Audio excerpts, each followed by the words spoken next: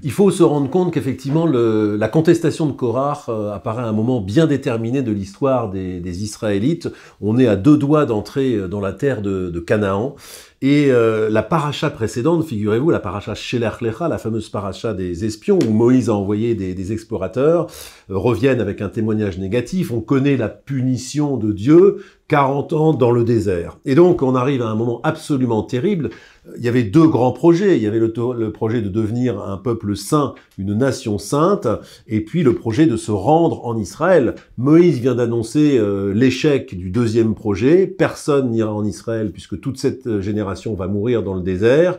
Et on conçoit que donc les hommes qui restent se savent condamnés à devoir errer pendant 40 ans dans ce désert. Et donc Korach, effectivement, est un homme qui n'a plus rien à perdre. C'est un homme qui se sait condamné. Donc il faut aussi évaluer la contestation de Korach à l'aune de cet échec et de cette désespérance de se savoir devoir finir dans le désert et finalement ne jamais entrer en Israël.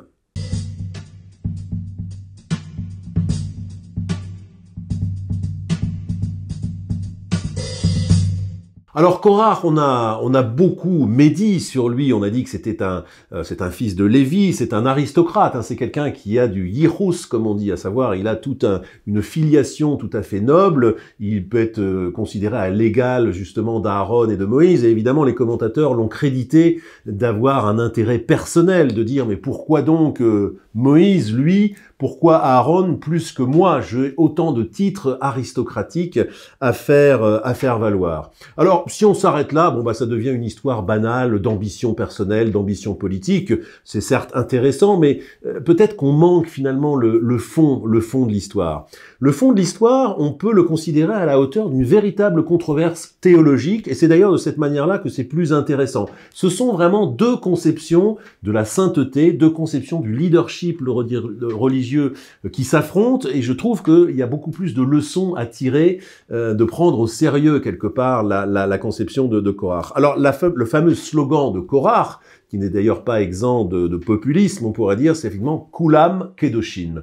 Vous êtes tous saints. Voilà que Korach s'adresse au peuple en disant « Mais vous étiez tous au mont Sinaï, on a tous bénéficié de ce même événement de sainteté, nous sommes tous saints à égalité, et alors pourquoi mettre un chef à notre tête? Et pourquoi en particulier Moïse plus que tout autre? Soit on est égalitaire, on a sainteté égale, et c'est une sorte de collectivité qui décide pour elle-même, pourquoi instaurer un chef?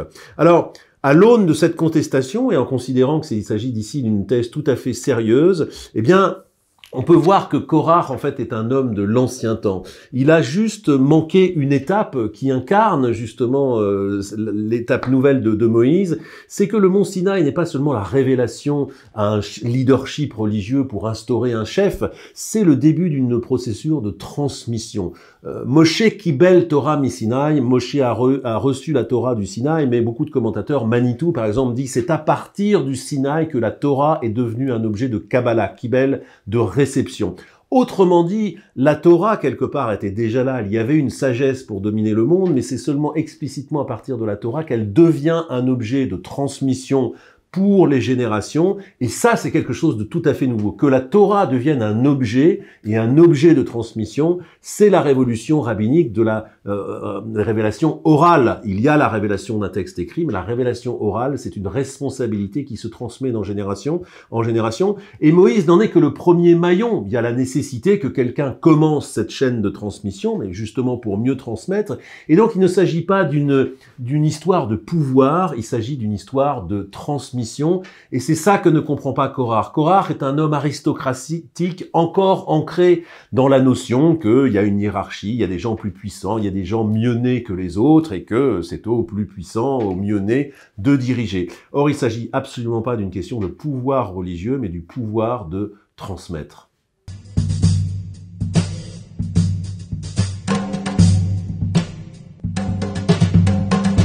Alors, les leçons sont nombreuses. On a vu déjà qu'il y avait une petite révolution entre la notion hiérarchique, simplement de la transmission d'un pouvoir, et simplement l'instauration d'un pouvoir de transmettre. Mais, à vrai dire, il y a de profondes leçons. La Bible nous donne une leçon de leadership en quelque sorte. D'abord, elle distingue entre pouvoir et influence. Il faut bien comprendre une chose, c'est que la Bible est un contre-modèle du pouvoir égyptien. Le pouvoir égyptien était ce qui se faisait de mieux en termes de puissance, en termes d'empire dans l'Antiquité. En tout cas, c'est à ce pouvoir-là qu'étaient confrontés les Hébreux. Et il a été leur contre-modèle politique. La société égyptienne, d'ailleurs bien représentée par les pyramides, un pouvoir de type pyramidal, top-down, on dirait peut-être dans les entreprises aujourd'hui, avec un chef unique à leur tête, et on gouverne de manière écrasante, sans se soucier de l'assentiment des subordonnés, de ceux qui sont gouvernés. La Bible est un contre-modèle révolutionnaire de leadership qui cherche précisément à faire l'inverse. Et donc, cette distinction entre pouvoir et influence qui est majeure, soit on a du pouvoir, on détient une fonction, mais on peut exercer un pouvoir d'une manière différente par l'influence des idées. Moïse est tout à fait dans ce modèle. Une chose contre laquelle a cherché à s'insurger, bien sûr, la Bible, c'est cette notion d'un pouvoir écrasant qui cherche à gouverner par la force, par la contrainte, et de pas du tout rechercher l'assentiment des gens, ni même de se baser dans le phénomène même du pouvoir sur la valeur des gens.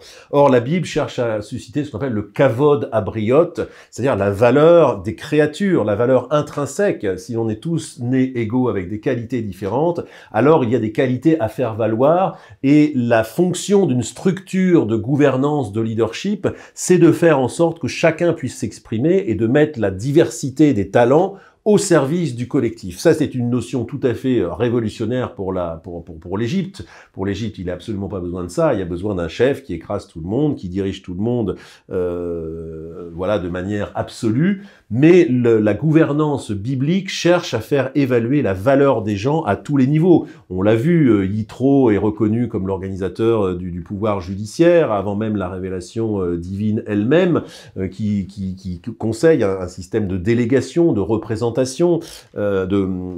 au sens moderne. Et donc ça, c'est tout à fait révolutionnaire, cette distinction entre pouvoir écrasant top-down et pouvoir qui cherche à faire partager la valeur ajoutée de chacun et à créer une grande valeur ajoutée collective. Et puis quelque chose de tout à fait révolutionnaire aussi, cette idée que gouverner, c'est servir, en fait. Comment on gouverne des personnes, parce qu'il faut un chef, fonctionnellement ça fonctionne pas sinon, mais si le chef lui-même est soumis à une idée qui lui est supérieure, et c'est cette idée supérieure qu'il cherche à partager. Et c'est comme ça qu'on embarque finalement des gens, à savoir leur faire partager la grande idée directrice auquel on est tous soumis à égalité. Et cette idée, c'est peut-être la plus révolutionnaire de la Bible, le contre-modèle égyptien absolu: gouverner, c'est servir.